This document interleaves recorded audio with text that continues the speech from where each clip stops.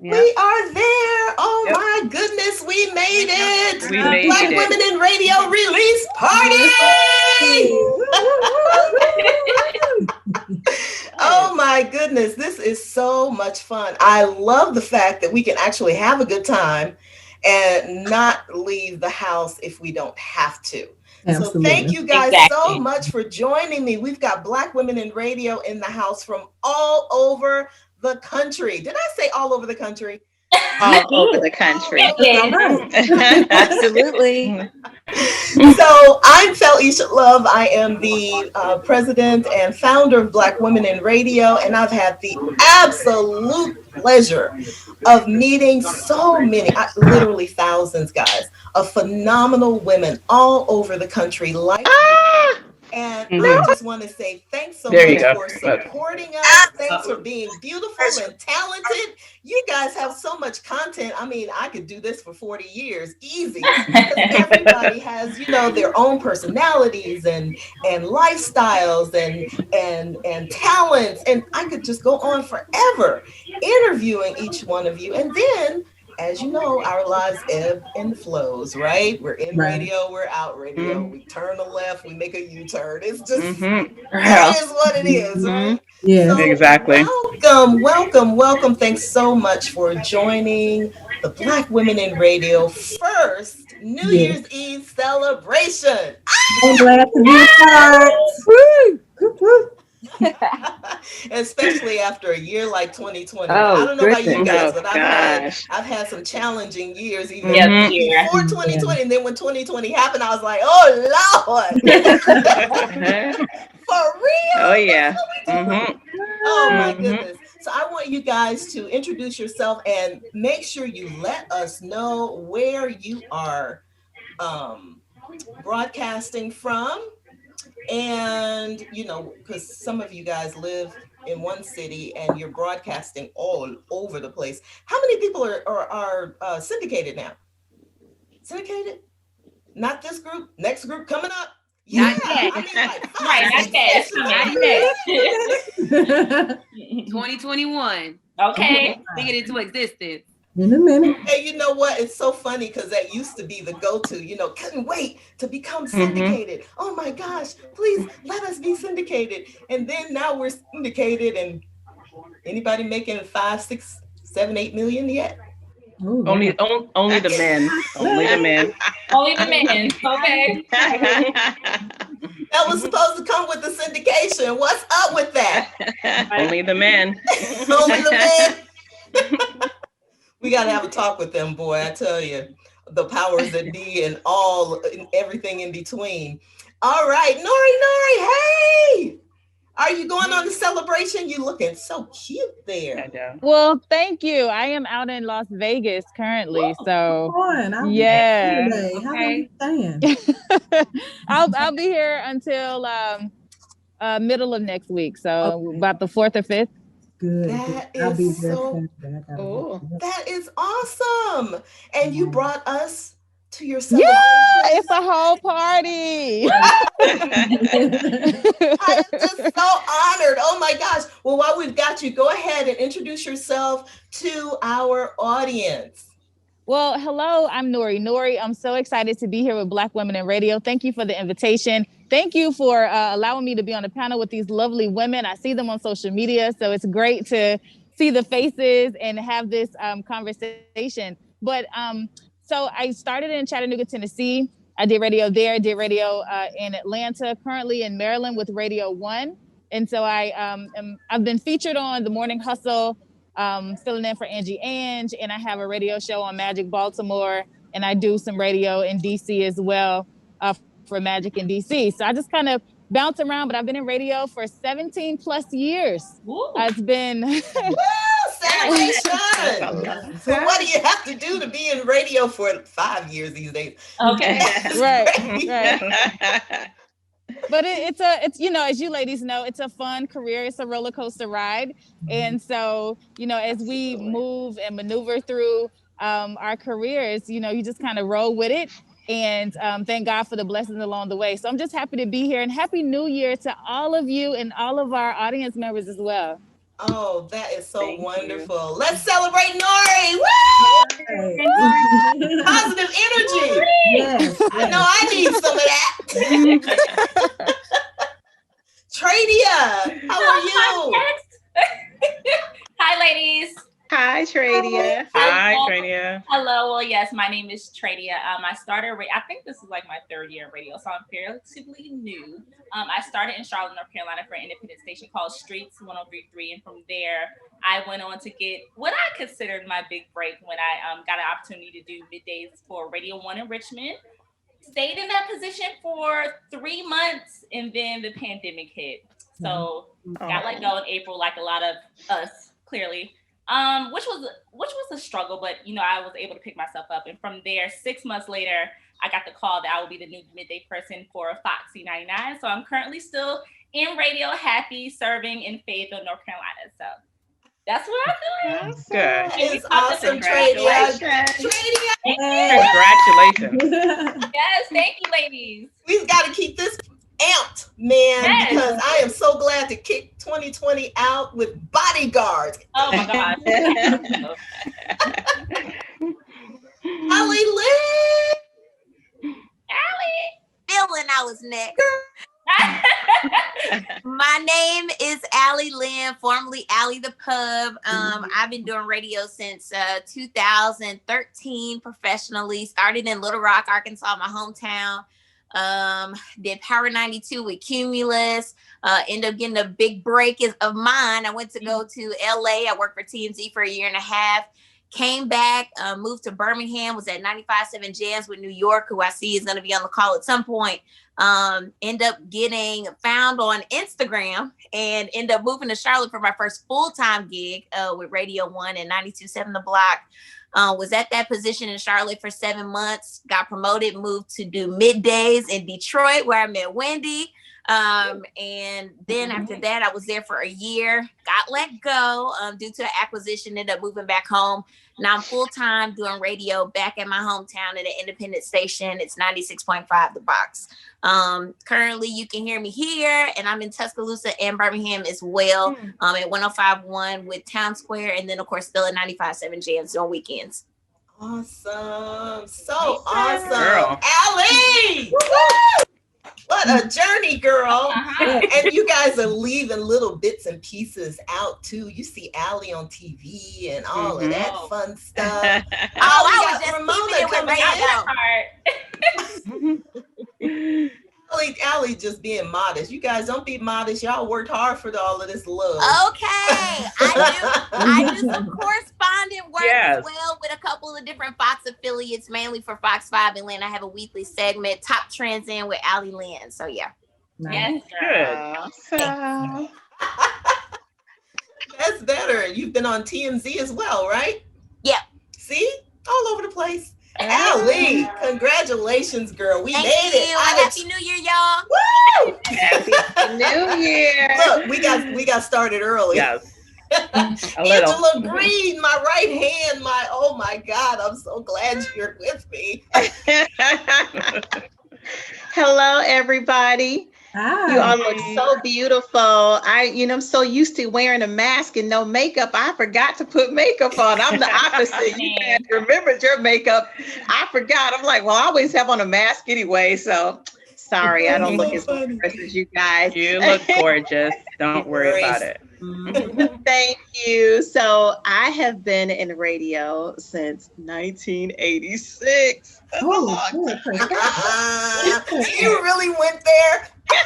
I wasn't going to started say. a long time. I started really, really young. I started in college. She was 12. I started at WCLK in Atlanta. Then I went to a station called Fox 97, which was an oldie station back then. It's defunct now. I went to KISS 104, which I worked at twice. From KISS, I went to WSB FM. From WSB, I went to V. From V, I went back to KISS. From KISS, I went to the Tom Joyner Morning Show doing traffic reports. Then I left there and got out of radio altogether. Then I came back to radio last year and went back to WCLK and hosted a show called Jazz It Up. And now I have my own jazz show called Jazz Flavors on WPGN. And I am the executive producer of On Point with Wandalyn Stokes on WALK. So I kind of been around the block a couple of times. Yes, a little bit. Angela, celebrate Angela. Woo! Angela's also close with Felicia on Black Women in Radio. Yes, very close. Yes, Like, very close. Woo! Yes, yes. She's actually one of the board members, and we've got a couple of others as well. Wendy is one. Go ahead, Hey. Wendy. Hi, nice to see everybody. Hi. Hey. So my background's a little different. I actually started in TV.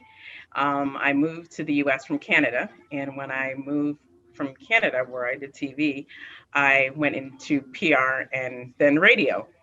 And I was hired by Radio 1 in 2009. This is year 11 at Radio 1. I started off in Detroit, where I was their marketing director for 4 stations.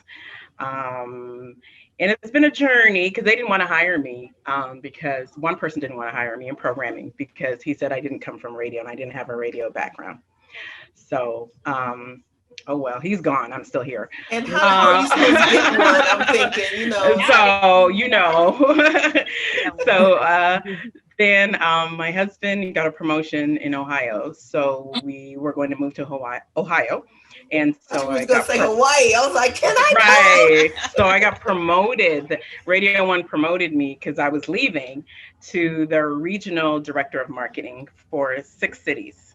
So with that would be Columbus, Cleveland, Cincinnati, Indianapolis, St. Louis. Did I miss one? So I've been doing that for the last 2.5 years. So I'm kind of behind the scenes, and I have been working with Reach Media for the last 1.5 years. So the Tom Joyner Cruise, working on entertainment, working on their virtual events since we've been in the shutdown, plus my day job with my other cities. I don't have St. Louis anymore because they went bye-bye. And so right now I have 1, 2, 3, 4, 5 markets left. So I'm doing that plus working with Reach Media out of Dallas. Yeah, so I'm busy. I'm working with, the Radio 1, Urban 1 side and the Reach Media side. So I'm juggling both. And my specialty outside of marketing is I do a lot of events. So all the Summer Jam concerts when I was in Detroit, the women's empowerment in Detroit, from the artist booking to hotels, to ordering t-shirts, to marketing plans, to everything. Like when Allie came, getting her headshot out there, her picture. I don't play, as Allie will tell you, I don't play. I'm like, I need your picture now. I need this. I need your resume. Got to rewrite this. Yes. So, that's kind of my role. She's so nice to us. I don't understand. But, it's funny. I'm supposed to be over 6 markets. But now with the pandemic, I'm find myself working with all 14. So everybody and all the promotions and marketing directors and really supporting them and going to bat for them and really trying to elevate them. And I'm, putting a whole book together on do's and don'ts and protocols and things like that. So I'm just trying to, help everybody because it's a man's world, unfortunately, in this industry, and women, we don't get our dues. We kind of get stepped on. We don't ask for raises. We don't do, So let's just say after Kamala got, I sent an email to my bosses like, look, y'all, about this free stuff I'm doing with Reach Media that you're not paying me for. So anyway. But if you don't ask, what, Exactly. And that's it. As women, we just learn. So my 2021 is I'm going to ask for and go for anything I want. Mm-hmm. Oh, that's a good one. Yeah. Yes, you better ask and go for it. Yep. Yep. Oh my gosh. Because the men get it and we don't ask. We don't get it. They get it automatically. We have to ask. Exactly. Yeah, ask and then prove True. yourself, and ask again and then prove yourself, and wait another year and then ask again, and maybe send a proposal and then ask again. Exactly. And that's my thing is you didn't ask him to prove himself. So no, because even for this position, this promotion, they wanted, I'm like, I'm not doing all that. So either you're gonna hire me or not. If not, I can go get a job somewhere else. I love Wendy. So I don't have time. Allie's gonna tell you I don't have time. Well, Wendy is also on our board for Black Women in Radio. She's the Global Director of Marketing and Brand Strategy. And that is because of everything she just told you that she does on a day-to-day. So thank you, Wendy. And Angela also is the Public Relations and Media Affairs Director for Black Women in Radio. And we've got Angela Stribling and Ramona DeBro just added on. Hello, ladies. What's going on? Oh, man. Does anybody know anybody? Well, I know Wendy knows Allie. Anybody else? I met Angela at Soul Train. Hi, Ramona. And she's Hi. You remember? I don't BET know threw us on but I know TV. Angela voice is like butter. I know that. It is. It's one of those voices that's just mesmerizing. You're right, Allie. I know Wendy. I know Wendy. I know Donna. Radio 1, been with Radio 1 forever. So yeah. Yep. Oh wow. Oh wow. And no, not in Atlanta, because Wendy's not in Atlanta. So that was where for you? I was in Indy. I was in Indiana. Yeah. Okay. Yeah. Okay. Yeah. Wow. Oh my goodness. Where are you now? Where are you? I'm in Atlanta now, Radio 1 Atlanta. Oh, yeah. Good. Okay, good. See, you got to keep up with everybody. I know. I love that look you just gave. Where is she? That's why we're doing what we're doing now. We keep tabs with each other. And I love this concept because we can promote you and love on you every step of the way, whether we slip down a couple of notches or, make a U-turn. You're still Black Women in Radio, and we're still here to support you. So that is the fun of it. It's like, where is so-and-so? I've just had a conversation with Stacey Static. She's going to be on the line in a little bit. She's going to kill me for saying this. But she hasn't been in radio for a while. But man, she blew up St. Louis. She was what? But things happen. Right. And she was no longer on the air. And I said, you're still a Black woman in radio, and we all have switched careers. How many people have switched careers? Yeah. I mean, I have definitely switched careers. I mean, I would love to be the one that says I was in it 30 years straight, but it was like in, out, U-turn. Before I worked in TV, I worked in the accounting department. So a little stability, right? Yep, I did. I was a whole teacher. Me there too. You go. There you go. And a principal. I love it. Let's go to J Diva. Hello, everyone. Y'all look lovely. And I'm so glad to be a part of the Black Women in Radio panel. This is my second time being on with Felicia, and I'm just glad to be back. I didn't have a radio background either when I first started. I actually got into radio because I was doing makeup. The program director on the hip hop station said she needed her makeup done for a show. They collaborated, called me, I came in, and I was doing a lot of band shows as well. So she asked me, was I interested in radio? And I said, absolutely. So I started in 2016. I had a Friday night show. And then I went to weekends, and now I am on afternoons. So I've had like a stair step experience, but I'm in Albany, Georgia on 98.1 KISS FM, and I'm with iHeartRadio, and I'm just so happy to be here, and happy New Year to all of you ladies at radio. J Diva. Yay. And your makeup is flawless. Well, thank you. I appreciate it. Absolutely is. I was thinking while I was doing my makeup, I was like, man, I miss the artist. Somebody do your hair and the makeup, you in quarantine, you don't want nobody breathing on you. And it's like, oh my Lord, miss my nails. Okay, snap back. Right. I regressed there for a moment. How about Just Live? ladies. Happy New Year to you. Happy New Year. Let me tell you, I love each. When I see my pictures on Black Women in Radio online, you don't even know how that makes my day. Sometimes I'm like, that's me. Like, I appreciate you. I really do. Currently, right now, I'm at WHHL Hot 104.1 in St. Louis. It was with Radio 1, but now I'm with Intercom. But before that, I did an internship during college. And then 2014, I went in as a promotions coordinator because a lot of us got our start in promotions, like working hard, dragging tents. I was just telling someone on Clubhouse how I remember like carrying a tent a mile because all the streets were up in the 100-degree weather. Like, you know what I mean? When you in promotions, like you come from a different type of, it's like, it's a whole ball game. So after that, during my promotions, I was like blessed to have really dope woman as a mentor, Kathy Brown, as a mentor. I love her. Yeah. Oh, she was on Clubhouse Gyms last night.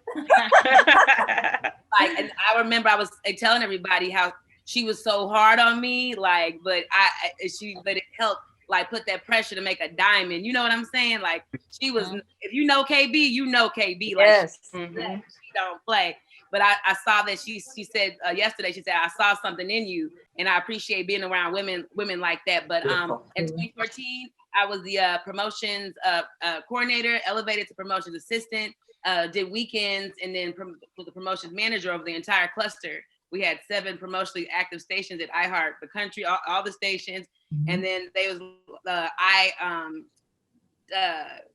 got offered the midday position, which I was really scared of it at first. But you come in confident. You know how you do in radio. You say you can do stuff, and you know you can't do it. Like I'm gonna learn. I can right. I'm telling you, an opportunity, like preparation meets opportunity. It was intimidating because the personality before been there for 20 years. So people get used to accustomed to that person, and then you're coming in like new, like who are you, like But the transition was smooth. So I had worked for iHeart. I got laid off in August of 2019. No, September of 20.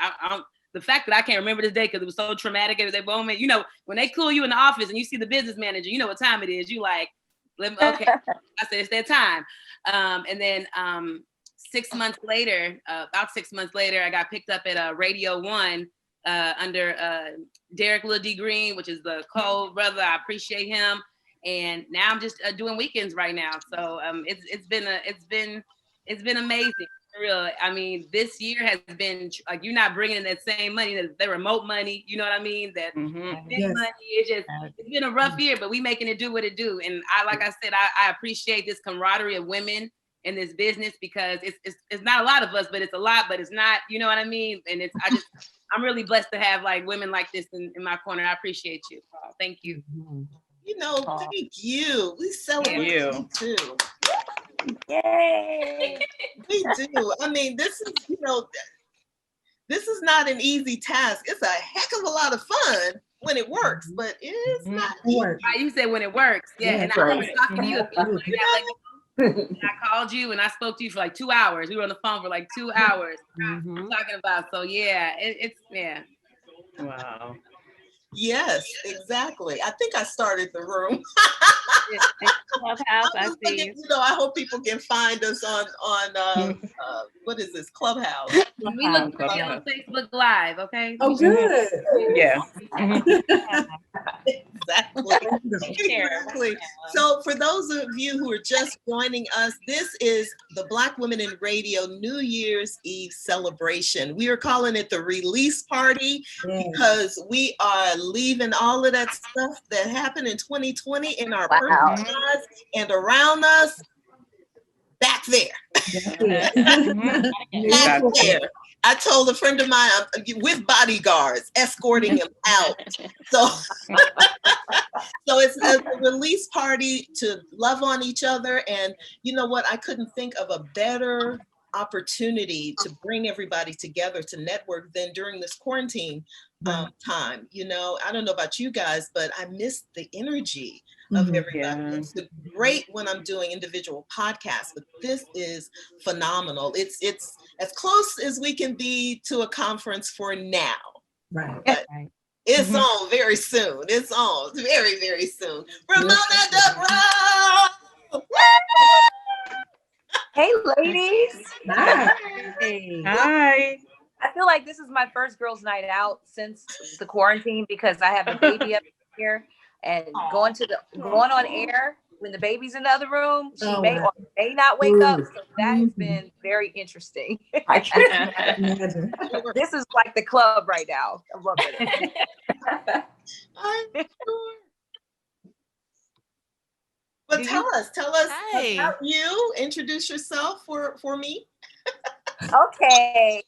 Okay. So, all right. Okay? So I started in radio in junior high school, actually, in Massachusetts, and then of course went to college and was running my campus radio station. Was the music director there, and was meeting all of the reps, the New York reps, really. So at the same time, I had a record deal in and out of. I had a record deal, and so I was in and out of the city, which is about an hour and a half from where I was. And long story short, an opportunity arose when a station in Atlanta popped up, and I was down in Atlanta recording. So I went back home, went to my boy Chris Mercado. I was like, there's a new station and I got a record deal and I have to move to Atlanta. Can you help me? So I put my, air check together, and immediately, actually, after was hired, met Felicia. When I was a teenager. I put everything in a box. I had a 4-year academic scholarship, so everybody was like, what are you doing? And but I knew I had to get to Atlanta. That was my goal, and that was my dream, and I knew everything was here. So I was like, I can just transfer to Spelman or something, like whatever. But I came down here, and even on my first day, met Felicia Love. So I've been in radio ever since, and that was first Radio 1, and then I went joined V103 in Atlanta, where I've been in several different positions, but primarily middays, which is where I'm at now. Along the way, definitely developed some other skills that I love, because having the creative juice in you, you always find yourself in other aspects of the business or the entertainment business. So been hosting some stuff. I'm the voice of a lot of award shows and commercials. Do a lot of VO, and that's awesome. That's fun. And also recently, my husband and we met actually at a film fest. I was shooting, I was editing, everything that we learned how to do at the radio station really just strengthened the skills to go into the next aspect of broadcasting, which is digital, which is television, which is making our own shows. So that being said, started just shooting shows, editing my own shows, getting some picked up by networks. And now we have 3 networks. So we have one called Influencer TV, one called Good Life TV, and then one is called Global View, which is all movies, and it's on a national and global platform, which is a blessing. We're 100% sold. That's a new thing, so that's a super blessing. And I've been just basically reaching out to people like yourselves that I know are super, super talented. And I know that we go through our trials and tribulations, and a lot of people may not, they underestimate us for the most part when they don't see us coming. And the one thing about radio women in general is that women, number one, know how to multitask. Number 2, women in radio know how to hustle. I know one of my friends, she hates that word when we say hustle, but I can't describe it any other way. We know how to take this, take that, and pull it together and create new opportunities. So for 2021, it's really all about owning our own and being us, not having to worry about being pulled in that office, or if the company's going to get bought or sold, and that's some real stuff that we have in here that we need to, I don't know, when COVID is over, or maintain, go to a spa and woosah about. But we we definitely shoulder all of that, and we may just keep it moving, and we may feel like it's not affecting us, but I would just say let's make it, let's let it fuel us to hustle even harder and go. And I'm just humbled to be here amongst all of you amazing women. That's all. So I'm not gonna say anything else because I'll go on and on. But so yeah, that's what we're doing. We have to celebrate you, Ramona. Definitely. Ramona and I were on the phone a couple of times over the year, and I did Premiere Pro, self-taught. That's like learning German. I'm sorry, you need the patience of Job to learn it.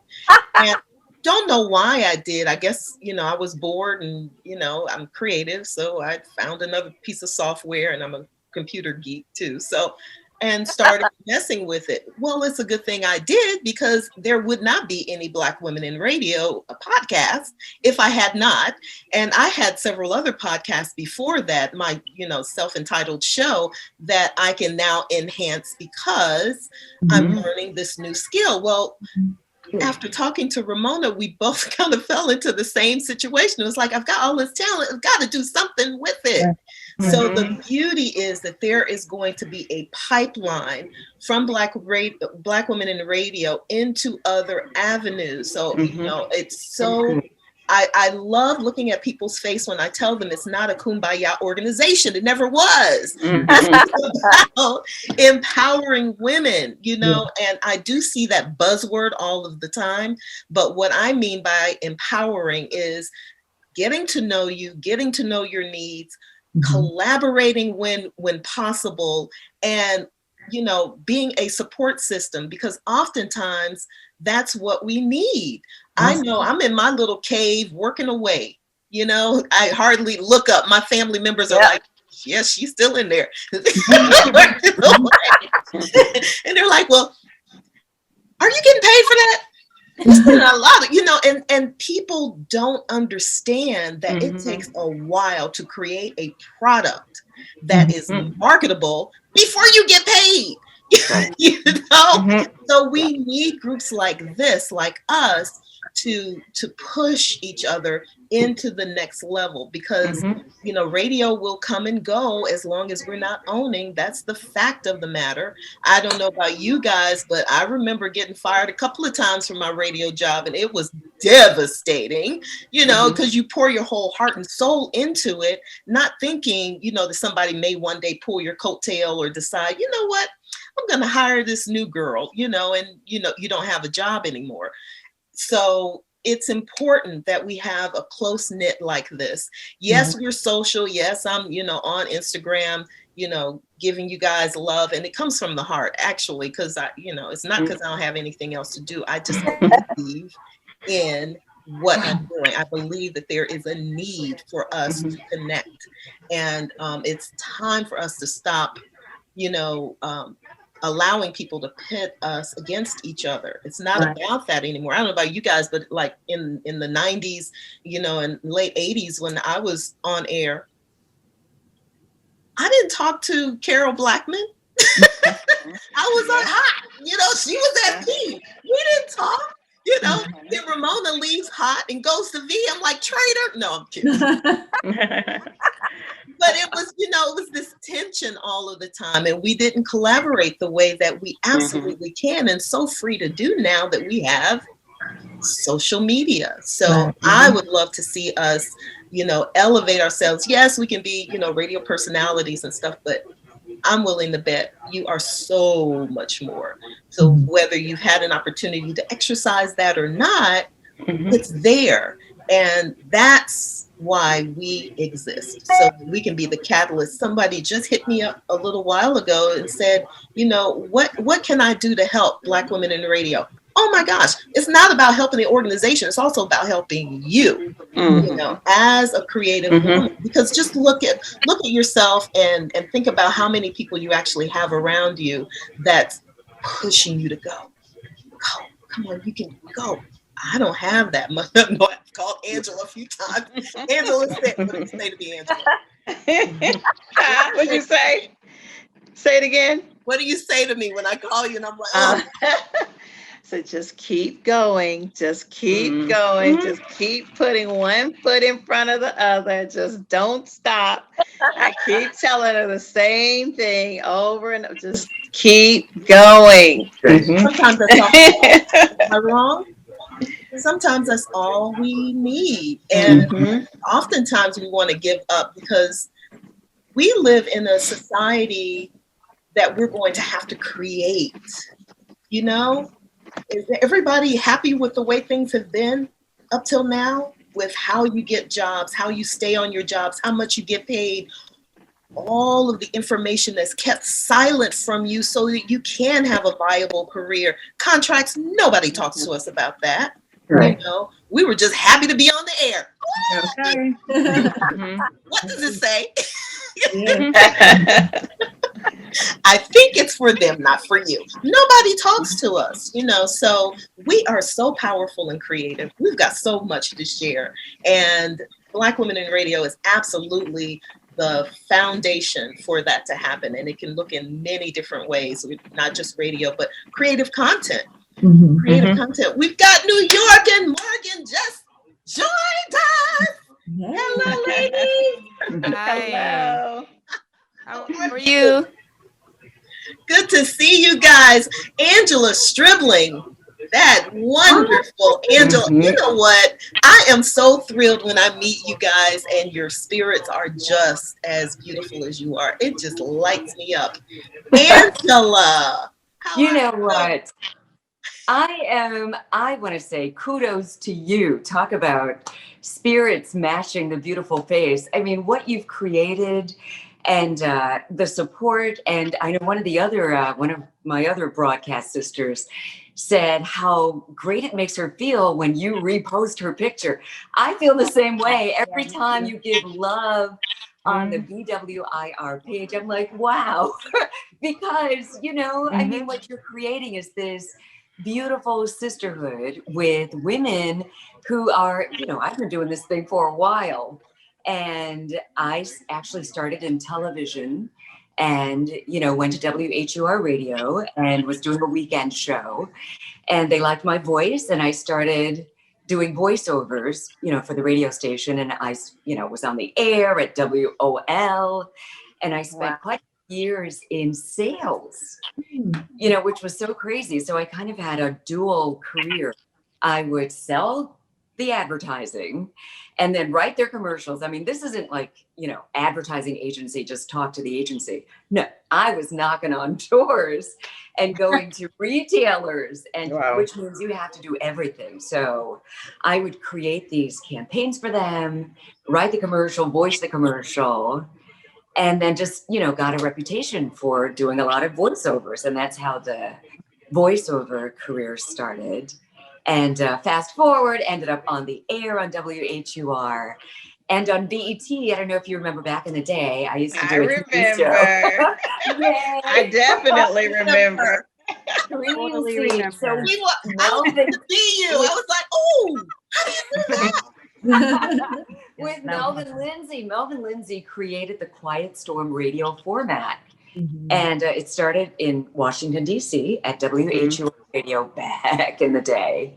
And, you know, Melvin Lindsay and I were co-hosts on Screen Scene on BET, which was like, for those who haven't seen it, it was kind of like a Black Entertainment Tonight. So, you know, we're Access Hollywood, that kind of show. And so it was really great. So all the while, you know, had kind of a dual career.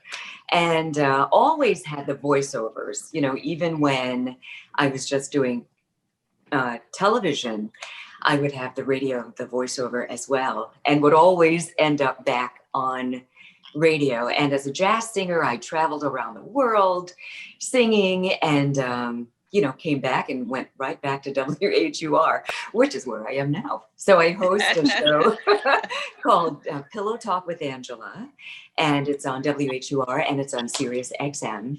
And I do a lot of voiceovers, you know, as I keep saying. So if you ever listen to Watercolors on Sirius XM, that's me, that's my voice on there. And just so many things. I mean, I just am so grateful to God for the voiceovers. If nothing else is working, the voiceovers.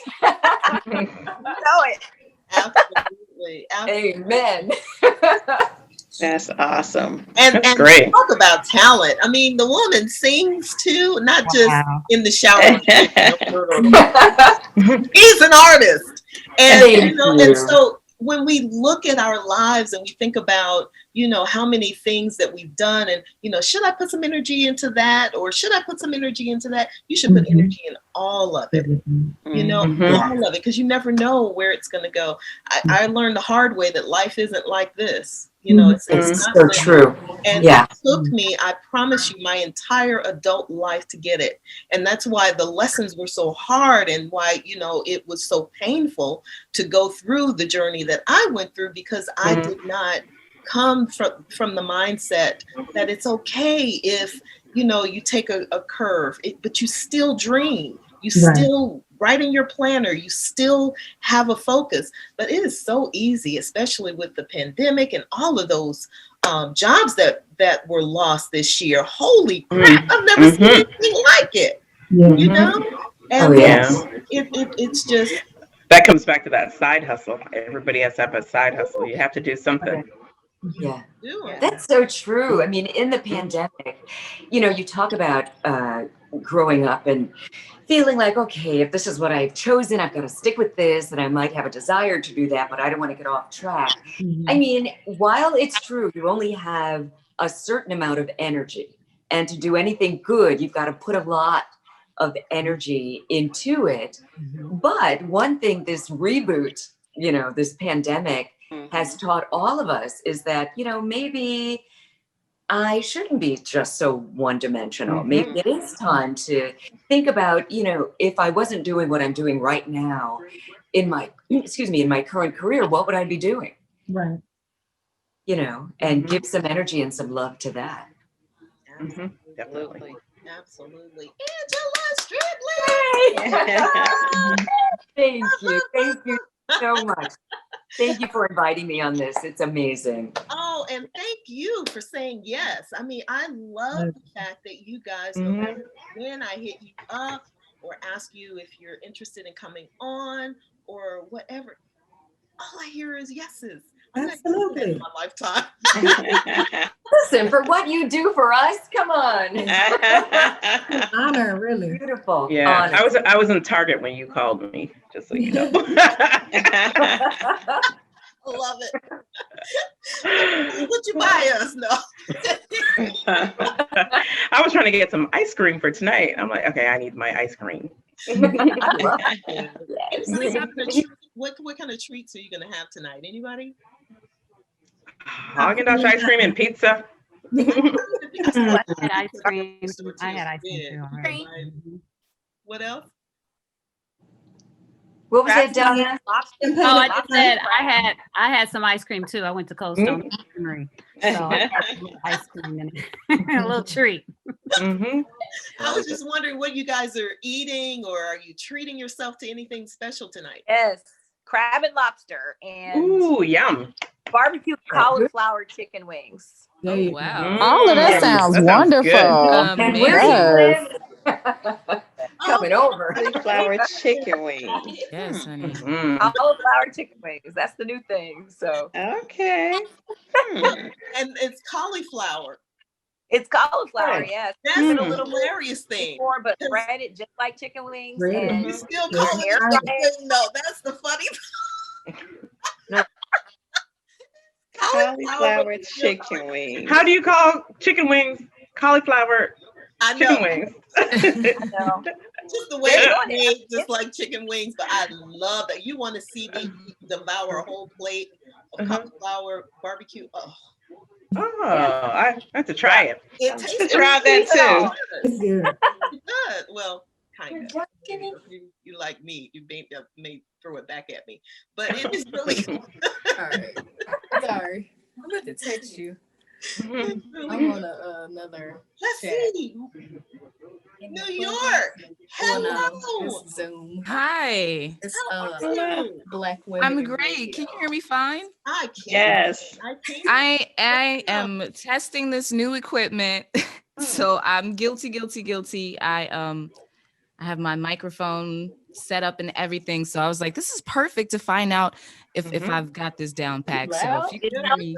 Here you are. It sounds great. It sounds really awesome. Great quality. No, not great like quality. that. I smell you. Oh. Yes. Yeah. Just trying to keep up with the wave, but I'm super excited to be on this panel with you amazing women. I know, I ain't ready. Lynn, hey, love, Tradia. And it's really good to meet some new faces because I've heard a lot about you all. So I love this, women coming together. We need more of this in 2021. So I'm here for all of this. Absolutely. Thank you so much. Thank you so much. I want you to introduce yourself, but I want to get Donna first. I think we got everybody on the first round. Yes? Yes? Yeah, I think you did. Okay. Donna Shealy. Hey, everybody. Hey, Donna. Hey, I'm just so honored to be here too. I was just gonna say, Felicia, thank you for creating this space. You know, a lot of times, I know when I first got in radio, like you were saying, like you felt like you were competing, like there's only one spot for a Black woman, you know, and we didn't talk or anything. And so I just like this because there's room for all of us, and I just love that. And we can just come together and share ideas and help each other. I absolutely love this. So thank you, thank you, thank you. I started in radio actually a little later. I started at 36 years old. So I was an educator. I went to school for teaching. I was a teacher, taught elementary, junior high, was assistant principal.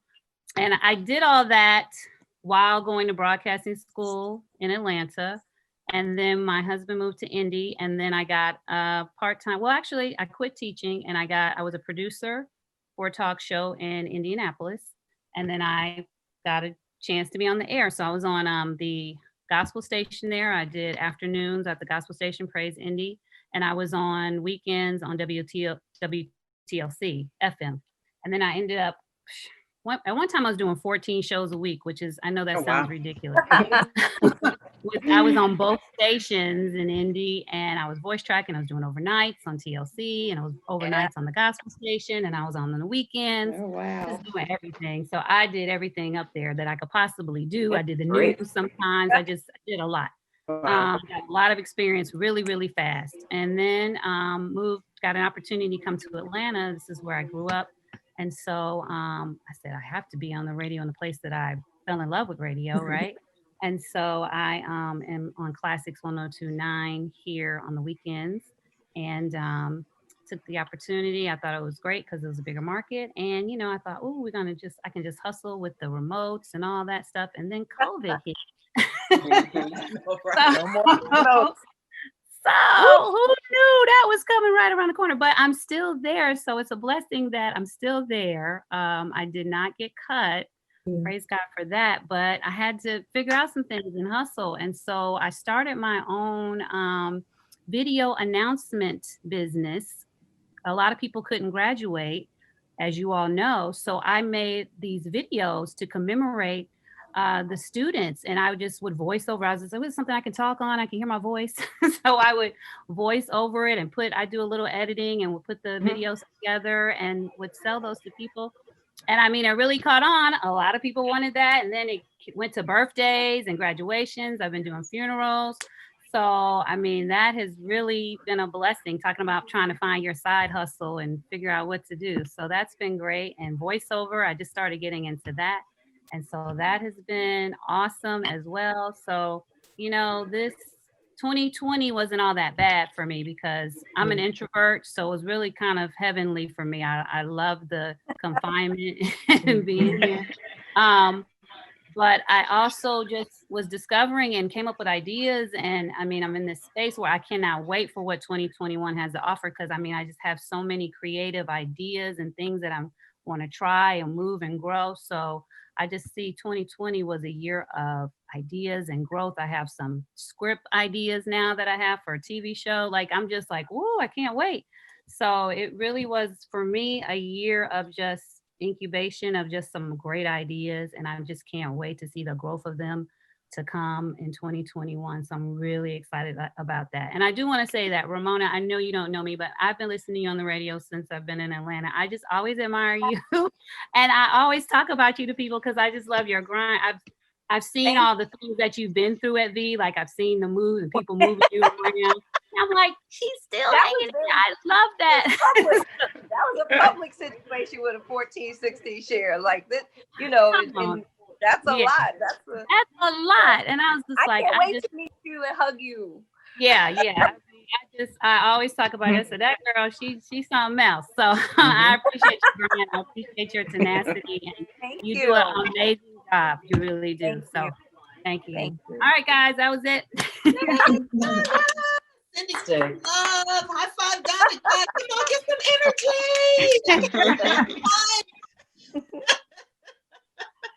I love it. You know what? Donna and Ramona are in the same city. And Lord, how many Atlantas do we have?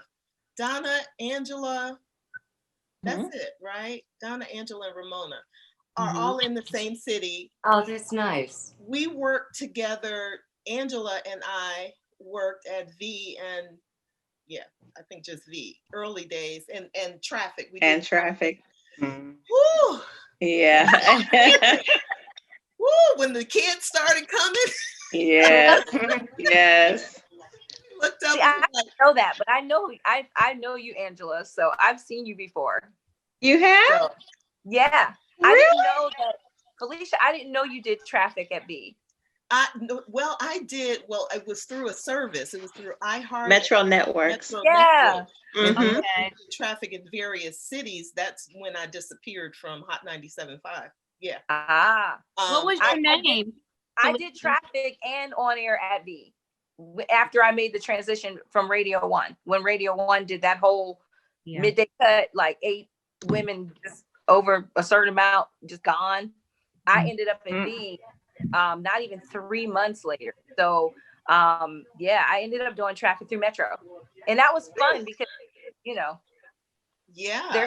And Ramona, I remember so young, coming into the station, her and Ludacris. It was Ramona, Ludacris, and Lala. And everybody, they were just thriving and just waiting to be on the air and participate and all of that. It was so full of energy. And I remember having conversations with Ramona in the studio, like, watch your money, girl. You remember that, Ramona? All the time. Let me tell you something. I will say that women have always helped to shape, like, I came from an entrepreneur family. So my dad was always yelling, not yelling, but my mom and dad were like, you better own something, own your own, no matter what we were doing on the radio. In fact, when I would have these crazy, like, we would be celebrating the ratings and my aunt would be like, so what do you have going on? I'm like, I just got a 12 share. Do you know how big that is? She's like, yeah, what else you got going on? Right? So these are the women that are always in my ear, right? And so Felicia was always one of the people that would talk to me after the shift. And at that point, I was coming in, filling in for middays because that person was, I think, late a lot or whatever, or just gone. And I had to, fill in. And I was seeing Felicia, and actually it's her fault that the first day Steve Hegwood, like, cussed me out on my first day, and it wasn't even my fault. They had an unauthorized artist on the air, and he was so mad at them that I had to go in for my first meeting with him ever. And he was still steaming from that meeting when he cussed the morning show out for having Blackberry Molasses. Them. Yeah, I don't even remember. Then I had the nerve to play unauthorized music, so he was steaming. I was like, oh man, I had to go in there, and he was like, so let me just get this straight. You come from college radio, and college radio people don't respect format, and if you can't do format, you're out of here. I was like, I just moved here. Wow. Greyhound for school. I was like, thanks, Felicia and Art Terrell. Thank you so much. But yeah, so ever since then, though, the mentorship has been crazy, like really great. Beautiful.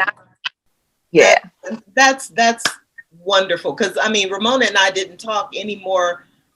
Probably a good 10, maybe 15 years between. It took social media. It took social media because I wouldn't have known where to find Felicia. You know how it was. It's like when people's last day and you don't have numbers or nothing. It's like, oh, you know, like, You don't get to say goodbye.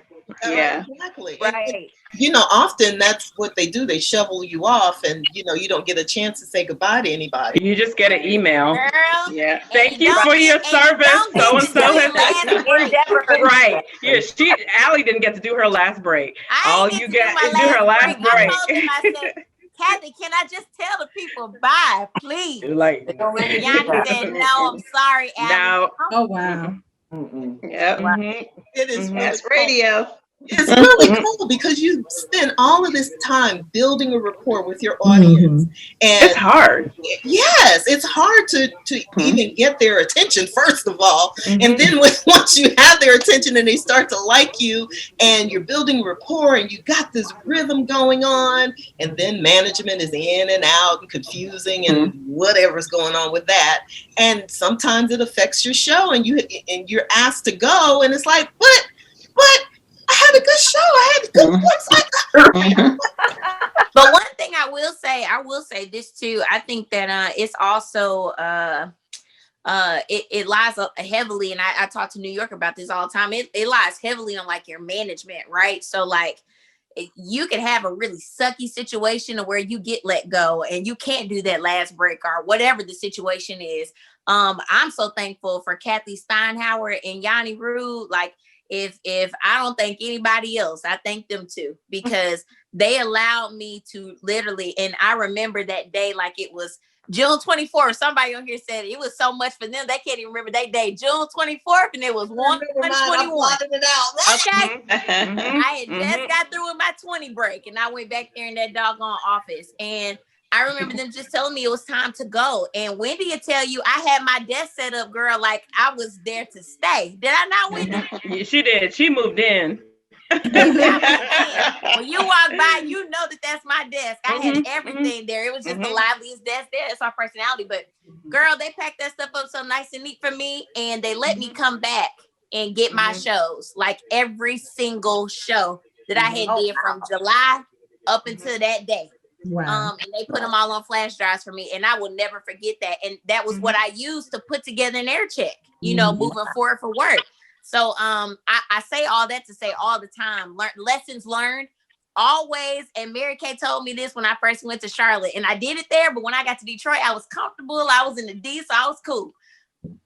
Literally, save every show that you do, every break that you do that's decent. Put it on a doggone, email it to yourself, download it. I told Tradia, download your stuff and keep your stuff with you and on you, because you very well could come in to do your show the next day and not have a job, but you have everything that you've done. Because every time you won't run into management like that. Right. Yeah. Where sometimes they won't. Yeah, sometimes they won't let you back, and it's like it's hard because you just see that email like, what? Who's gone now? And I've been in some meetings where they've made a decision. And I'm sitting there, to Kathy, to my GM at the time, and I'm like, that's not a good decision. And Wendy, like, you remember that day we walked in and they had let Boogie go? Oh, yes. They didn't even tell us. I know. Our whole PD was gone. The next morning we went in to check in, because we usually do a check-in every show. And went in, and I'm like, where he at? You know what I'm saying? He's gonna be gone. They're like, oh yeah, by the way. It's like, what? With no email or nothing? Wow. Right. Yeah, I know. My mind, for us to be in communication, we are the worst communicators. There is a tactful way to handle every situation, with communication. Oh my goodness. Let's say hello to Morgan. Hi, Morgan. Is she there? I'm here, y'all. That's my there she is. Yeah. I'm not savvy on the Zoom yet, y'all. I'm not savvy. How y'all doing? Hello. Going there for a minute. I'm Morgan McKenzie. I'm actually on air right now at Power 103.5 in Oklahoma City. This is my first full-time gig in radio. I swear I've been working for 5+ years to land this job right here. It's been amazing, even in the pandemic. Before this, I worked at Intercom 102 Jams. I started off as an intern and just worked my way up. I said, I'm not leaving here without a job. So I interned for free for a number of years. And then the PD, Brian Douglas, he was like, I've been hearing you for some time now. I'm going to give you a part-time job. I was on the community-based talk show, Straight Talk. So I was on air on Sundays, and then I just started filling in for pretty much anybody who needed help on their show. If they were out of town, I'm there. So middays, afternoons, morning shows, weekends, overnights, I would fill in. And that helped me get more on air time. And I would save my air checks. Everything that I had on air, commercials, cool breaks, anything that I could keep my hands on, I would stack my air checks, stack my audio, brand. And I made a list of PDs, that I wanted to get some feedback from. And I would just email them air checks and hope for some feedback, hope for some kind of engagement. And I didn't hear anything back for about a year. And then all of a sudden, PDs would start to reach out and they would give me insight on the air check, or I've been listening to you, or I've heard your voice, or I've heard you from another PD or something like that. And I want to say 2019, radio is getting a little bit tough for me. And I was thinking about like leaving it alone. It's very competitive. It's very male dominated. It could be a lot at times. We understand. It could be a lot. So I went to a Women in Radio conference, and it was in New York. And when I got off of the plane, I had an inbox from a PD, and he said, Morgan, there's an opportunity for you in Oklahoma City. I want you to apply for it. And I'm like, I've never talked to this man in my life. I didn't even know he was listening to me. Oh, I didn't know. And I just applied, and here I am, my first full-time radio gig. Wow, congratulations. It's a blessing. It's a blessing. I really enjoy the freedom that I have, having my own show, having the opportunity to create content on my own terms, just doing what I love to do every day. It's amazing. It is great. Well, we celebrate you, Morgan. Oh, thank you. Yay! I appreciate it. Yes, we've got two program directors on the look, I'm looking at Yvonne's phone. This is not like being in the radio studio anyway. Yvonne is with us, and New York. Yvonne, are you there? I'm coming to you in just a minute, hopefully. New York. Go ahead and introduce yourself. Hey. Yeah, again, this is so awesome to be on this with you ladies. I love hearing all the stories of how you all started. And Morgan, I really loved your story just now. So keep going, girl, keep going. Yeah. For me, and gosh, Allie knows my story. She knows my story. I probably say the story a lot, but you know, I grew up in New York, Queens, New York. I'm a city girl. I moved to Alabama when I was like 16 years old. And that was total culture shock for me. I was just like, whoa, this is much slower. I don't know what's going on. And I'm in Alabama of all places. Like, Jesus, you couldn't send me to like North Carolina or something? No. But it's not that horrible. It was just completely different. And so yeah, I had moved here when I was 16 years old, and I still had that New York hustle mentality because growing up, you know, I listened to people like Angie Martinez, Wendy Williams. So those were like icons to me. And I was like, oh, I'm going to do that one day. I'm going to be there. And so it started at a young age. You know, when I was in high school, my last year in high school, I used to go to this radio station locally in Huntsville because they would have something called the Black Arts Festival where they would bring artists up. And so I'll be like, yo, I really want to know how do they do this? How does it run? I'm so interested in like the details of things. So I would always just kind of go to those events, and I would use my New York mentality and literally talk to everybody that had something to do with the festival. And I did it so much that, you know, I became a regular, and people like when they came to town, they knew who I was. So they'd be like, oh yeah, that's Nikki. Come on back here. And then finally, the promotions director, his name is John Baum. he doesn't work there anymore, but he came up to me. He was like, yo, who are you? And how do you keep getting back here? And I was just like, dude, I really want to work in radio. And he's like, do you want to just intern here? And I didn't know what that was at the time, but I was like, yeah, sure. And he was like, all right, come on in and we'll get you set up things. So I started really early. And I interned there for 3 long years. I mean, to me, that was like, oh my God, are you guys going to hire me already? Because I was cleaning bathrooms. I was writing copy for promotion, doing all the promotional stuff. And I was just like, after year 3, I was like, hey, what's up? Okay, I done cleaned your toilets. What else do I need to do? But at the time, they didn't have any openings. So I wasn't really sure, you know, how radio worked. And I didn't know how small or hard it is to get into that arena, because once those slots are filled, they're filled. Right. And so, after 3 years, and then I never got hired, I was like, all right, fine, I'm gonna take matters into my own hands. And so I started hosting at this local nightclub. And I remember going up to the manager and I was like, hey, do you have a host here?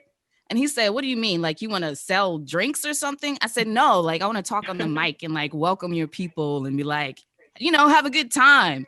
And he was like, he didn't really know what that was. And he was like, not really. I was like, listen, I'm gonna make sure that your people come in and they're excited and it's gonna bring them back. And then, you know what I'm saying? That's consistent. Like, I was using my New York mentality, baby. So he eventually let me host. And maybe after he did that, he just didn't know what he was creating. Okay. Because I love to learn. And I remember I was hosting and this DJ that worked there, he passed away, Lord rest his soul. He was the guy that taught me how to DJ literally. And so once he did that, baby, not only was I hosting, I was DJing nights. They gave me Thursday, Friday, and Saturday, and then later gave me Wednesday. And then I think they realized how much money they was paying me. So they had took me to the office one day and I was like, yeah, we're going to have to scale this down to about 2 nights a week instead. And I understand. But in working there, a PD that worked at an urban AC station in Madison, Alabama, WHRP, his name is Mark Raymond. He passed away as well. Lord Jesus, rest his soul. He was a regular at the club. And I remember he came up to the booth and he said, hey, what's up with you? Like, what do you do? And I was like, oh, I'm in college right now. You know, and I'm just here doing my thing. And he was like, yeah, I've been checking you out. He said, you ever thought about radio?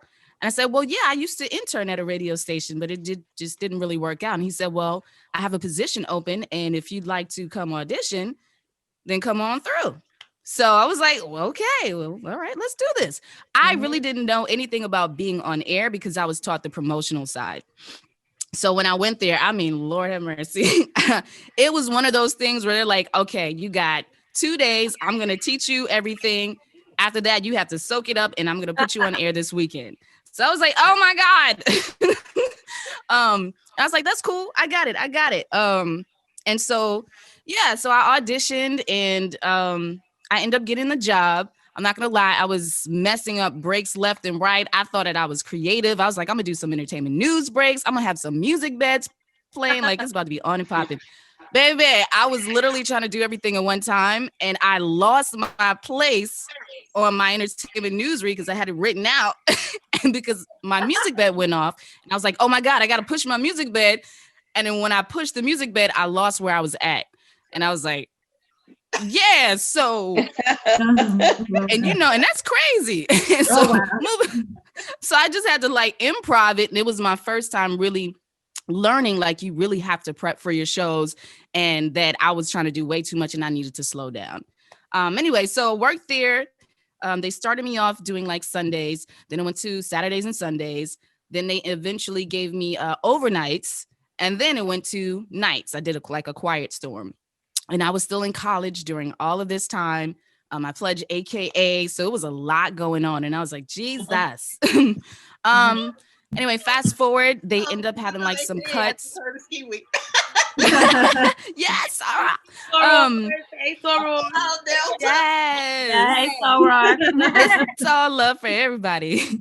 But yeah, so from there, because of like budget cuts, because it was through Cumulus. I ended up like kind of learning about how that went and seeing other stations get flipped and things. And I was just like, wow, like, okay, this is a very interesting business. And so I remember there was a woman who came from California and she still works there. She's a PD now. Her name is Tony Terrell.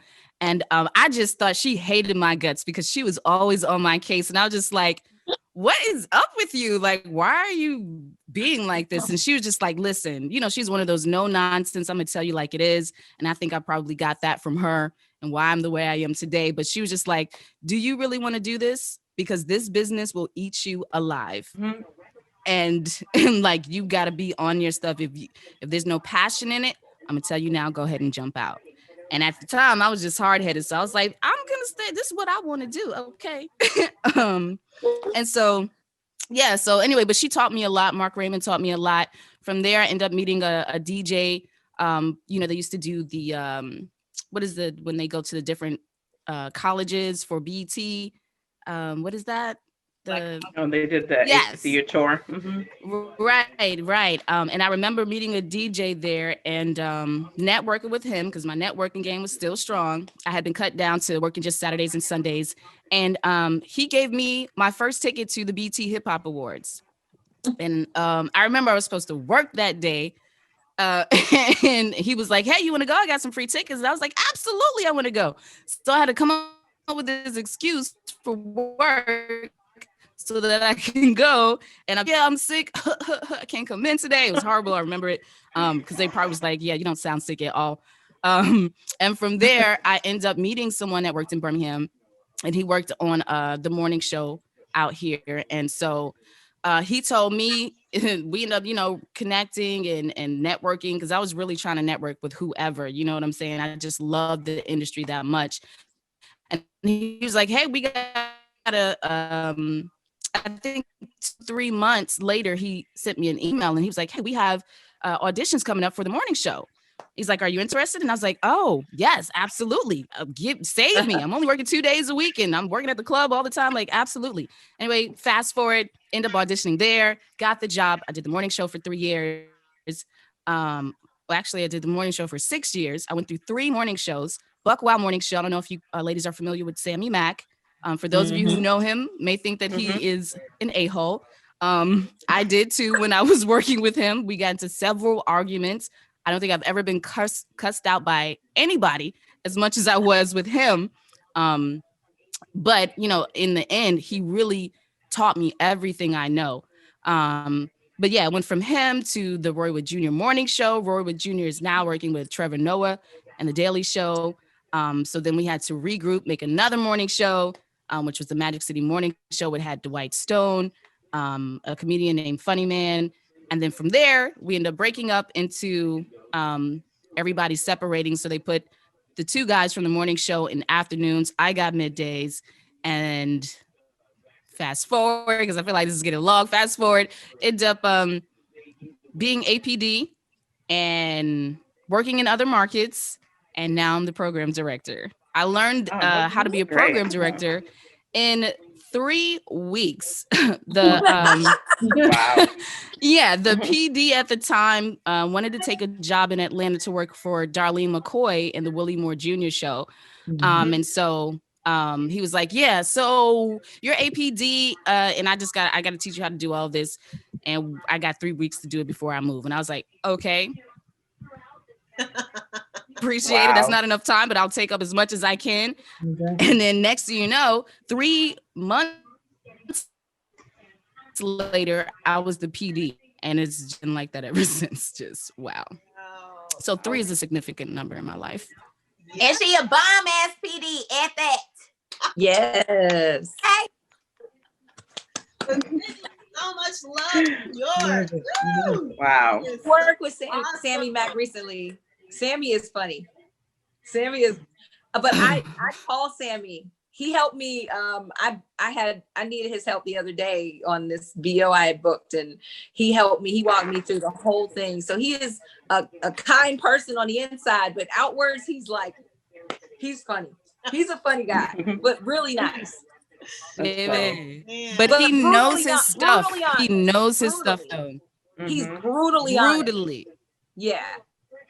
Wow. Yeah, the first day I was on the show, he said, "Is that your real hair?" Oh, that's him. All day. I was like, "Oh, nice to meet you too." Guys, a ladybug just landed over here, and I'm trying to figure out where it came Come on, from. good luck. Yeah, that's good luck. Yeah. Yes. Right now. That means we're doing something right. It's a ladybug. Mhm. That is crazy. Okay, I'm sorry, but wow. Wow. Oh my God. You know what? I want to know, ladies, what myths do we need to dispel for 2020? What myth do we need to dispel for 2020? That you have That there's not tomorrow enough to do jobs something. for us. Said it's Go not. ahead. Go ahead. That there's lack. There's plenty for everybody, and also that women can't do everything, every job. Like the first thing everybody was talking, it came to mind, especially when you brought up Sammy. The first on that first job I ever had in commercial radio, people pulled me aside and was like, learn how to do every single thing in this station. I don't care what it is. You better learn sales. You better learn how to work every piece of equipment. Mhm. And that's what I feel like if we keep telling each other that, that we're going to like strengthen and empower ourselves, because there's some things that women will look at and say, oh, I can't do that. It looks too complicated. Mm-hmm. I know some women who don't even know how to run the board. And, you know, if that's how you came in, that's fine. But just know it's not that complicated. So you can do that. Seriously. Absolutely. Yeah. It's a good one. Right. Really good one. Anybody else? What myths do we need to dispel? That you have to hustle all the time. I think as women, we naturally want to do everything because we naturally do everything, but it's okay to exercise some rest too. Like everybody's been, self-care, as if it's like this new phrase and nuance, but like really you have to embrace that for what that is. I told my friend today going into 2021, and I've been practicing all this week. If it's not something that I schedule myself to do, like prior to make a commitment to, my day ends at 5 o'clock. Period. I'm not talking any business calls. I'm not in it. If somebody wants to talk, I'm like, oh, you my mentor, I want to just talk to me during the day, because after 5 o'clock, I got a cute little puppy that I haven't spent a lot of time with. I'm in grad school. Like, and I want my me time. I want to sit and watch Soul or shoot, just sit and look at my apartment. You know, so I think boundaries is a thing. You don't have to move all the time and hustle all the time and not have any time for yourself. Doesn't that come after we get burned out though? Yeah. Is that why we need to be reminded? Because like you said, it's a buzzword. We say it all the time, but I think it's because we've forgotten. But for you guys, what point did you realize, oh, I can't do all this by myself? Shit, when I got another job. Yeah. When I got fired from Detroit, and I had to like literally pick myself up. I picked myself up from myself. Yeah. I got fired in June, and I didn't get back to normal till damn near October, because I was just so like, my world just felt like it crashed on the outside and the inside. And it was just picking myself back up to do something again. And then to have to pick yourself up to do something that people aren't accustomed to seeing you do. Like, oh, she used to be on the radio talking shit all the time, and now she a teacher? Oh, okay. You know? So I think that it's the pressure that we put on ourselves a lot of the time to like keep up how people see us. And I think the biggest takeaway from me in 2020 is like, perception is a thing, but it's only so much of a thing that I allow it to be. And if I allow other people to dictate how I'm seen, that's my problem. Ooh, that's good stuff. Good that's girl. What I wanted you to Angela told me that's good stuff, girl. That's good stuff. Allie, I've been waiting on you to come to that. Like, I'm so proud to hear you say that, because that I've been working with you for, we have our talks, and I've been waiting to hear you say that. So yes, you're going in right. And she has grown. And I think saying that I have, Wendy, and it's good to see it, and it's good to feel it, because when you know that you know how like you do an inside work on you, and you like, girl, you getting good. But it's good to know when other people know you in other spaces. Wendy know me from Detroit. Tradia knew me in Charlotte. doggone New York knew me in college and in Alabama. Like Felicia knows me on Instagram. Like Angela don't know me from a can of paint. Like it's good to see these different people in different spaces to say, girl, that's good. Girl, you grown. Girl, I see you. Like that's fulfilling. Yeah. And I always say, my thing is always, I used to tell my staff all the time in the promotions department, if something else, if the opportunity rises, I need you to take it. And I said, because this is not going to be your be all and end all. You shouldn't be pulling tents, making $9 or $10 an hour. That's not your retirement job. That's right. Yep. And so I was always honest with them. Like, if something else comes up that's full time, come and let me know, because I'm not going to stop your growth. Don't ever feel that you can't come to me and say, well, I might be leaving, or I have this opportunity. Like, I've found jobs for people in my promotions department. One works at Delta. I got her a job at Delta. One, I got a job at Amazon. Like, I'm like, because it's not going to be your end. You know, you can still do this part-time. This is going to be your ticket money or your summer jams, concert access, or things like that. But, you know, we have to, because I didn't have a mentor, but I think us as Black women, when we're mentoring younger people, we have to be truthfully honest with them. I think that we shouldn't sugarcoat it. And I learned that because my daughter's 20, she's 25. I have a 25-year-old, I have a 20-year-old, and I have a 15-year-old.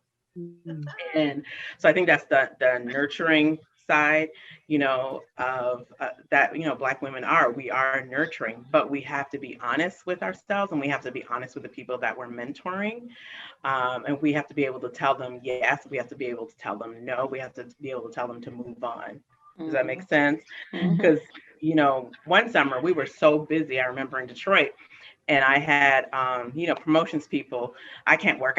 Well, you know, I said, if I have to work an event and I don't have a problem doing it, you're fired because I don't need you. And if I see you on Instagram at the club, it's on. Like, we have to have those, we have to have those honest conversations with young people.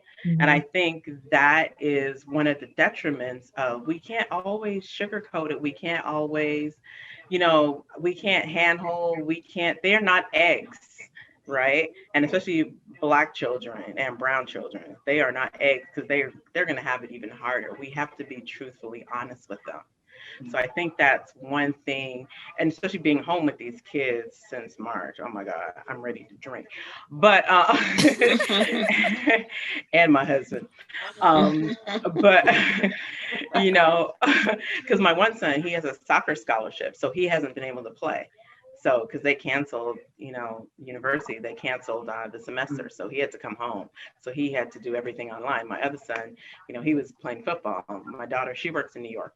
So she's fine for Spotify, but she was home for the first 5 months. But we just, you know, I had to watch them, make sure they were okay mentally, because it's such an adjustment for them. Physically, but I still had to push him. I still had to say, well, if you're going to go to law school, you still got to do these grades. You still got to take these classes.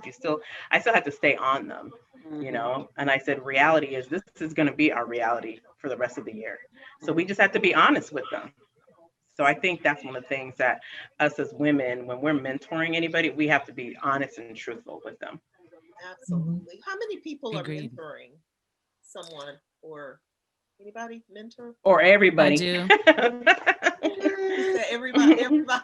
We all mentor somebody, so we just don't know it. At some point or another, we absolutely do. I think that we could be more proactive at it, though, because I've been reaching out to people, especially students. So if there are any students that are listening, you've got a whole slew of mentors that you have access to by logging on to www.blackwomeninradio.com and just leave your contact information and let us know what it is that you're looking for. And if we can plug you in, we'll plug you in, because that's what this is all about. We did a contest. Oh, wow. Yes, we did a contest just recently. I've got to find her name, because I did tell her I was going to shout her out. But before I do that, anybody else, what myths do we need to dispel now? I think one of the big myths I would love to see, especially us, get rid of, and that is that we have to accept less.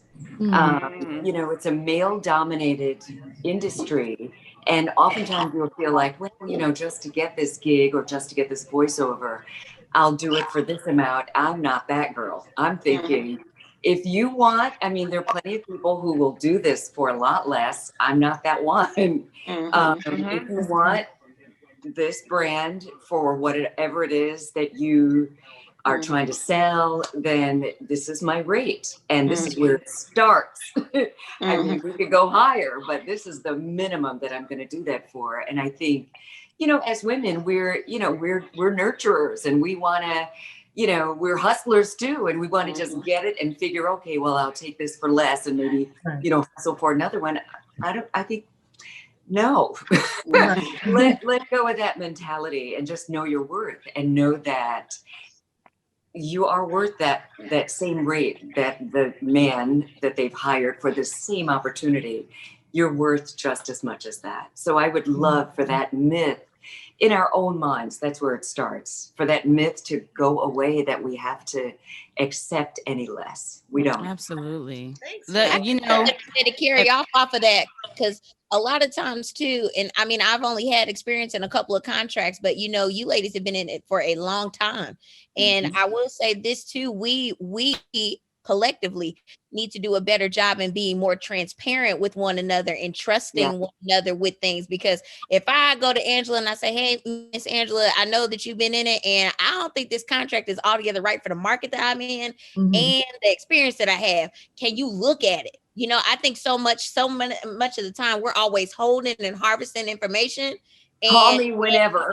Help.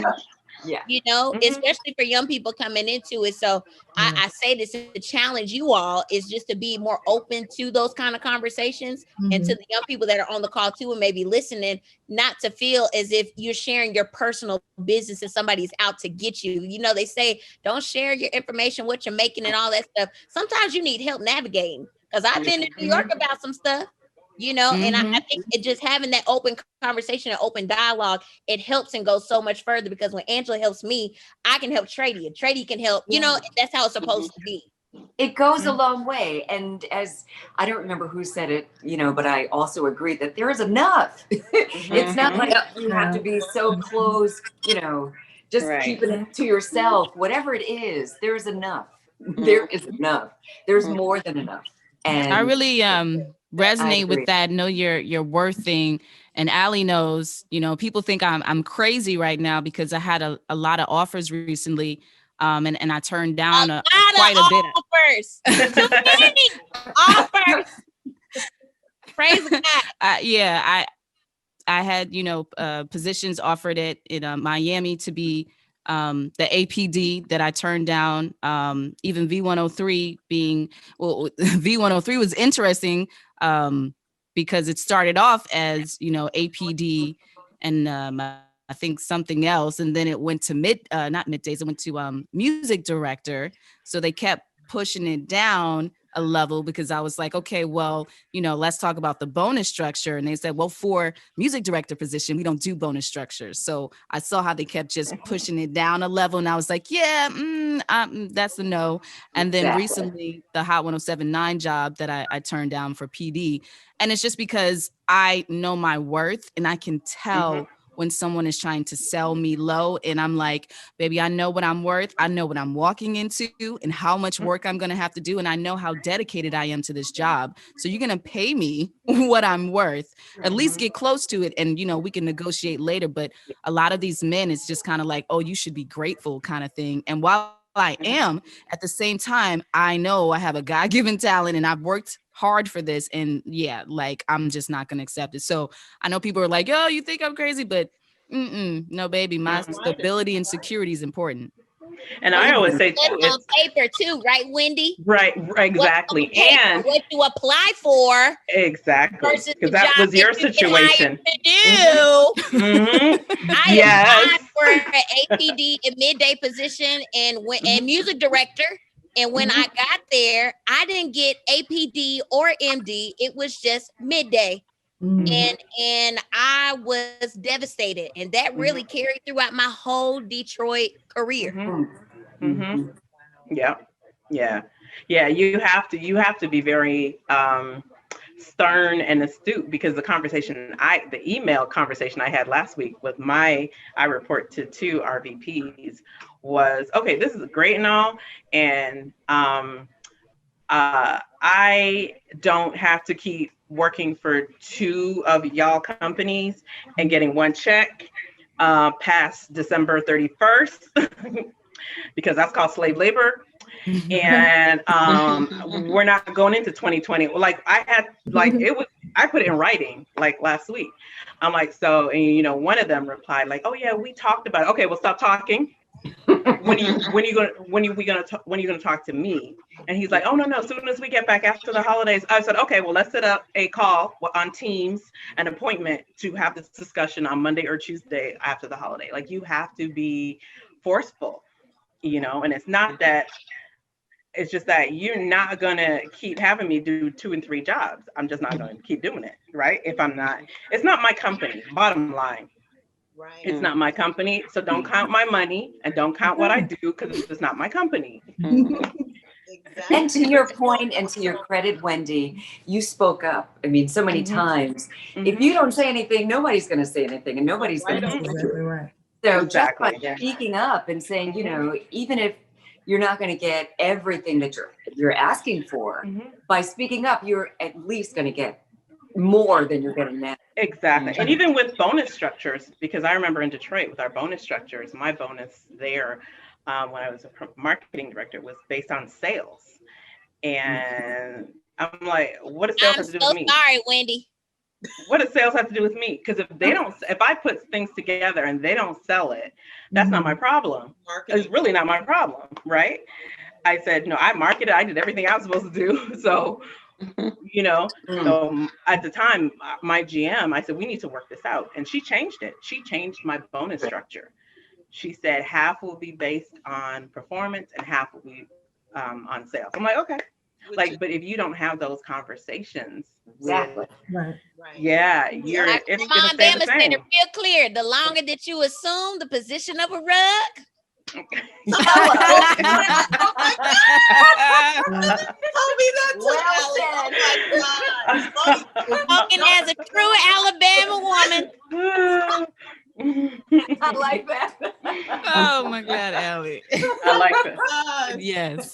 That reminds me of a record rep that kept coming in at the Wiz when I was working at the Wiz, and I would, complain. I was the back then it was music director, but there was no AD or PD. I was it for that area for that moment anyway.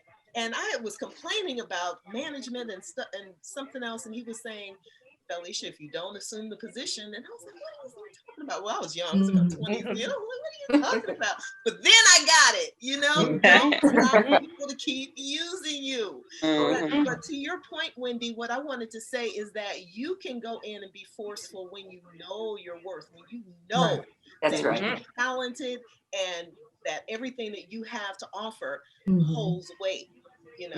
That's when you can't go in like we see a lot of. Joyce Littell is supposed to be with us. Shout out to Joyce Littell and Carol Blackman. They were both supposed to be on. Oh, and congratulations, ladies, for the National Black Radio Hall of Fame. They are recipients for Atlanta.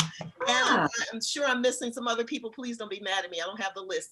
But I just know that those 2 are because they're on the board. So congratulations to you ladies. And they'll be on the call next time. They better be. But Yvonne is here. Hi, Yvonne. Hi. Hello. She's another program director. I'm sorry. I'm actually from Atlanta, so I'm actually here, and I was driving, trying to get from Lenox home. I'm sorry. Anyway. You made it. Yeah, but I've been listening and people that I listen to when I was here, like Ramona DeBro. Nice to meet you. Hey.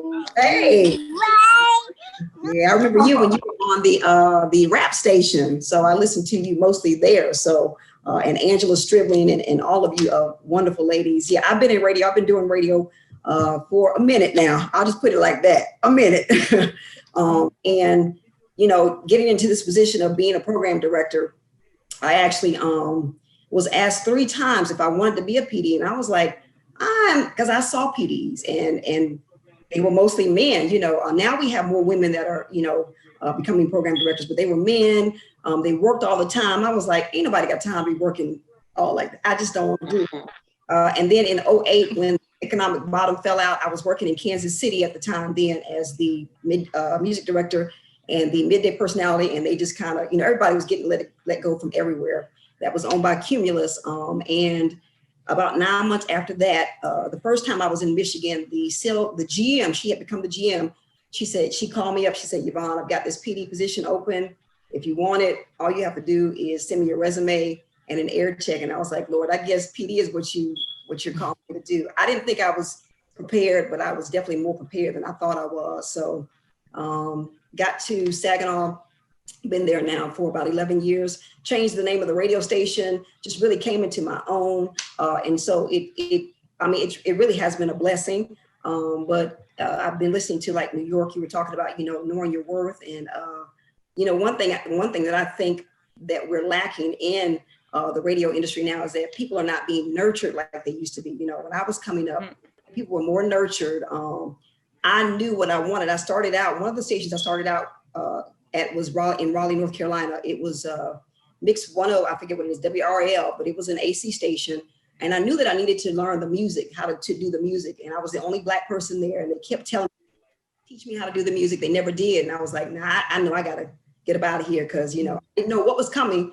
But when the position was offered, I knew how to do the music. So you need to know, too, what you need to do to get to the next step. You know, I love radio, but I think now, too, with everything that's going on in radio, I think that it is important. And I think I heard earlier people were talking about, maybe Angela, it was you talking about side hustles. And I know now branding is very important. So that's the level that I'm trying to get to now, because we all are a brand, you know, and that takes on so many things, you know. So whatever radio decides it wants to do, I love radio, but whatever it decides it wants to do, you know, I think that we all need to be in a position to, hey, if it decides it wants to turn this way, like Wendy, like you said, my name is not the thing out there, okay? So wherever it decides to go, I think we still need to be in a position where we are able to roll with it. Hey, if you want to let me go, if you're saying we're going this way in another direction, you still can keep moving onward and upward. So I think that's very important. Felicia, I thank you so much for having something like this set up to where Black women, because representation is so important. And when you see Black women, that's one thing I can say about growing up in Atlanta. Monica, I think her name was Monica Kaufman at the time, who was at WSB.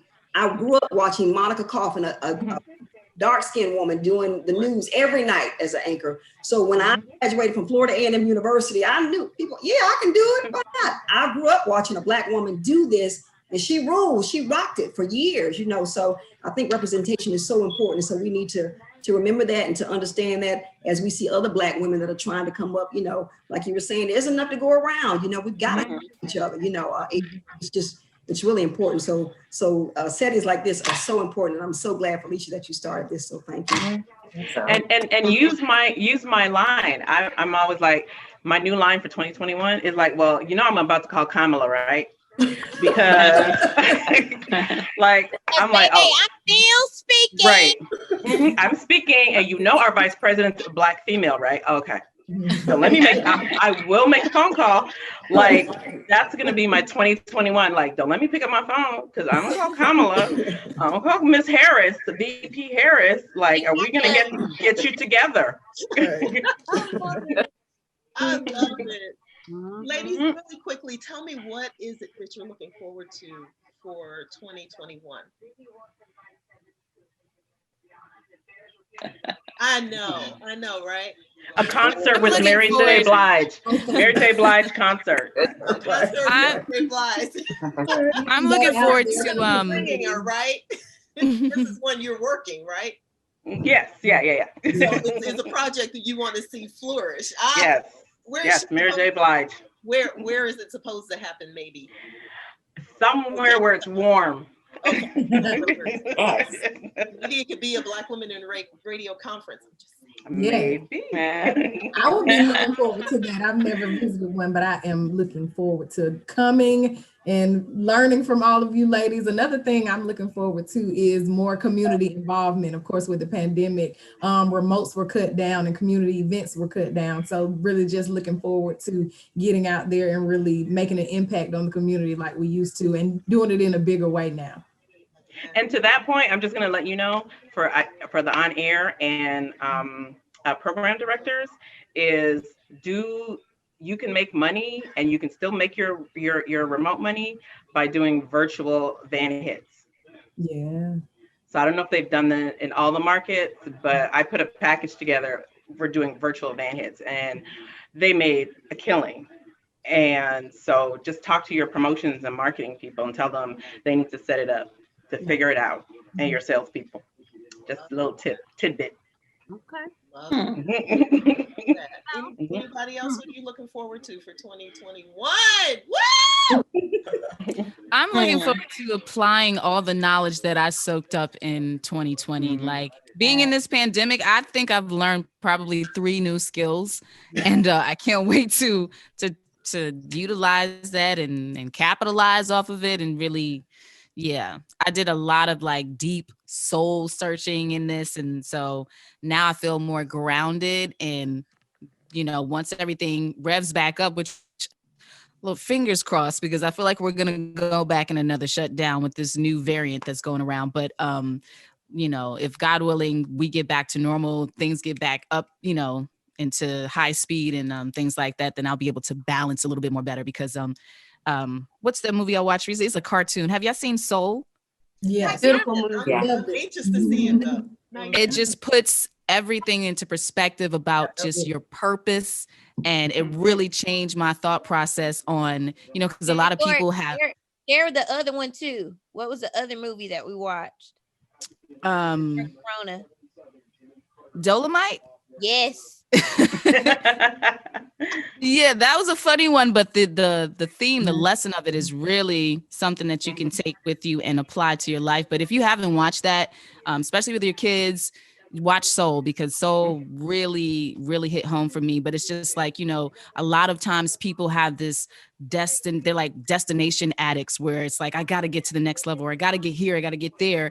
And when you get there, it's nothing like you thought it was going to be. You're expecting this big fireworks celebration, and it's like, oh yeah, well, what next? And it's because the motivations is wrong. So it's just telling you, like, live life every day, be good at what you do, but make time for yourself. And so I'm really excited to just work on that balance. I work very hard, I work a lot being a PD, but I also need to live, so well, you know what that's called, New York. That's called, when you're striving to get to the next level and you get there and it's not. That's because, and someone said this recently, it's the journey. So if you are a journey person, someone was asking me, one of the corporate people, and they were like, well, Yvonne, what about your numbers and this and that? And I was like, I have PDs we own 5 stations in our cluster, and the men, I'm the only female PD. And so all the men, they're always like the numbers, I'm not a numbers person. They are important. But I told him, I said, I'm a journey person. He said, Yvonne, I'm so glad you said that. Numbers are important, but we're going to get those numbers, but you still got to keep, because you still got to, keep going. So a couple of things that I'm really excited about. I'm just so excited about all of the Black businesses that have had some light shown on them with, with everything that's going on. I think it is just, it's just so wonderful. So I'm looking forward to those Black businesses, supporting them, and them continuing to grow. I think Instagram is where Angela, that's where I started following you. Instagram has been so wonderful, and just, highlighting a lot of businesses and just a lot of people. And so that has been wonderful. Also, New York, to your point too, that you were talking about, you've soaked up so much. I have not been on so many free webinars. Everybody's getting out a free webinar and free this. Listen. Yes, took advantage of all of it, and really, really understood this year that I am my brand. And so it's made me have to venture out, and I'm going to be starting my new podcast at the beginning of 2021, and just other things. And so, I see that for me, I see that for a lot of, my sisters here, a lot of you, especially young ones, you probably have already been into your brand. I'm a late bloomer. It's all good though, as long as I get there.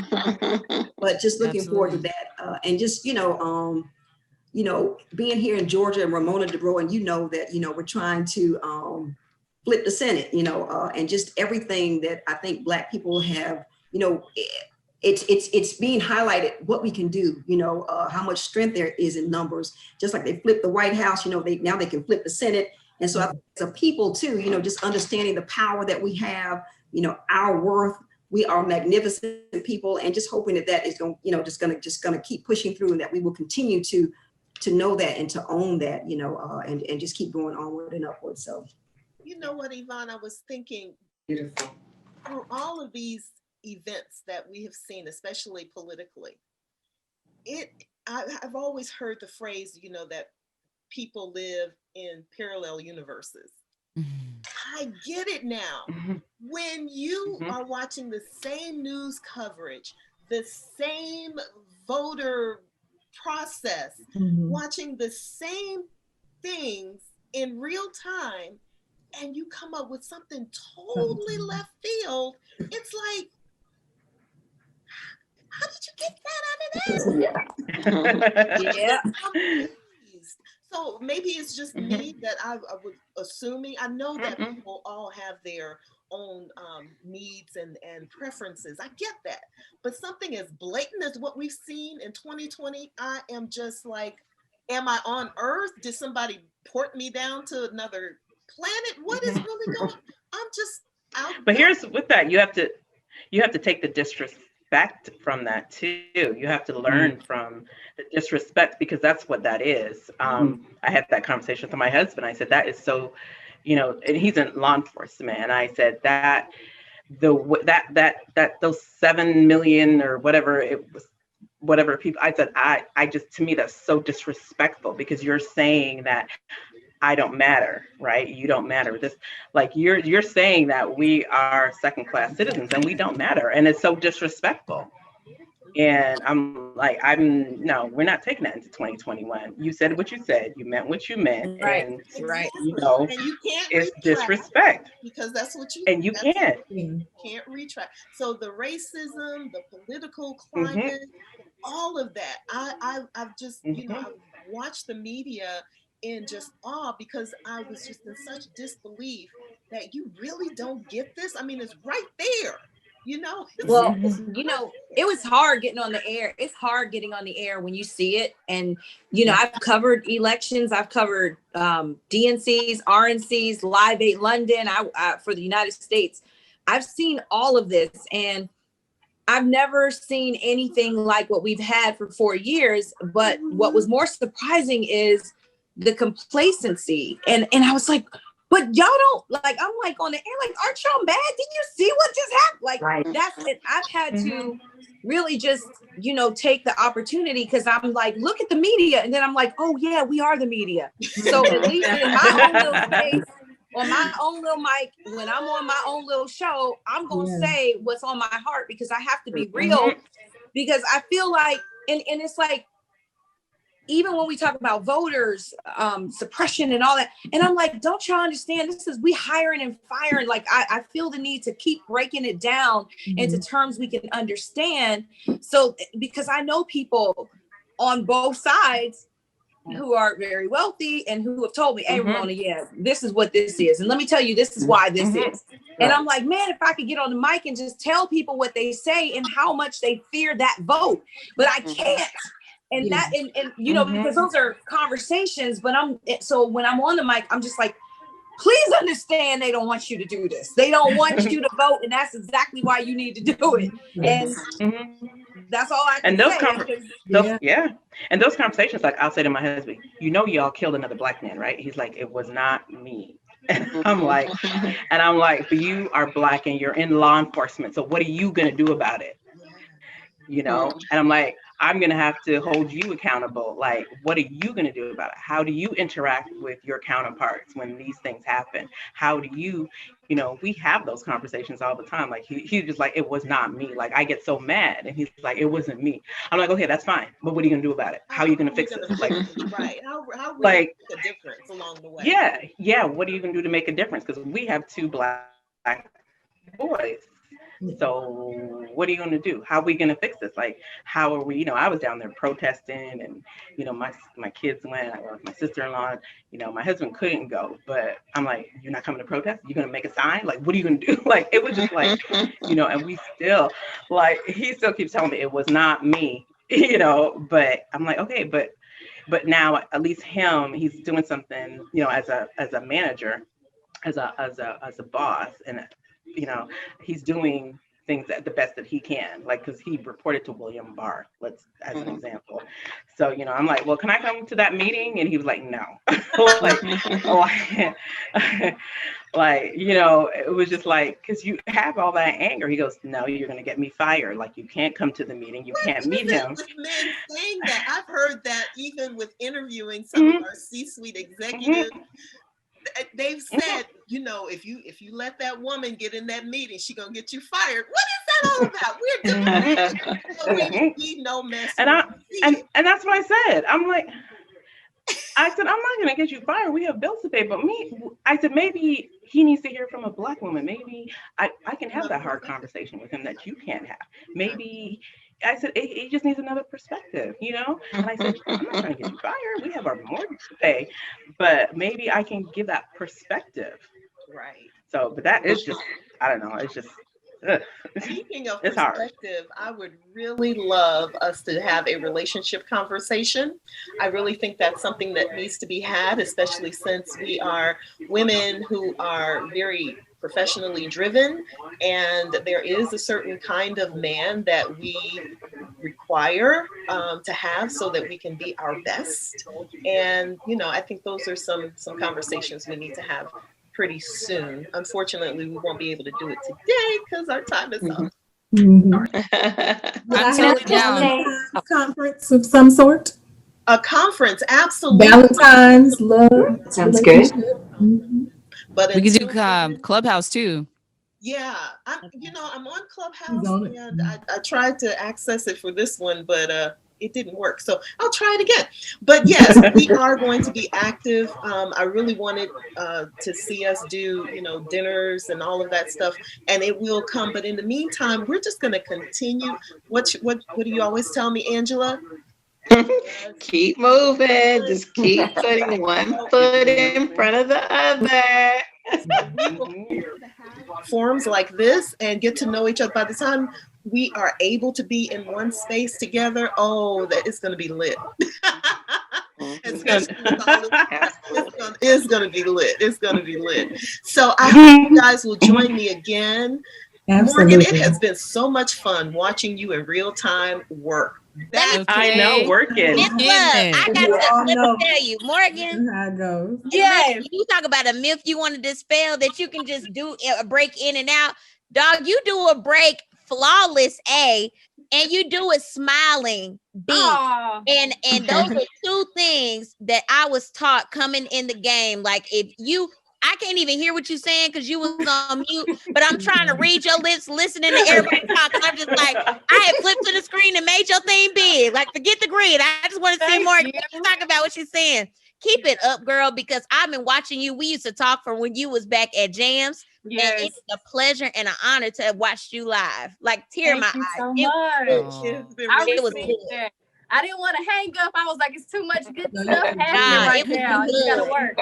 But I appreciate you doing it, even though you had to work. So I mean, that's true dedication. I'm honored. On New Year's Eve, y'all. On New Year's.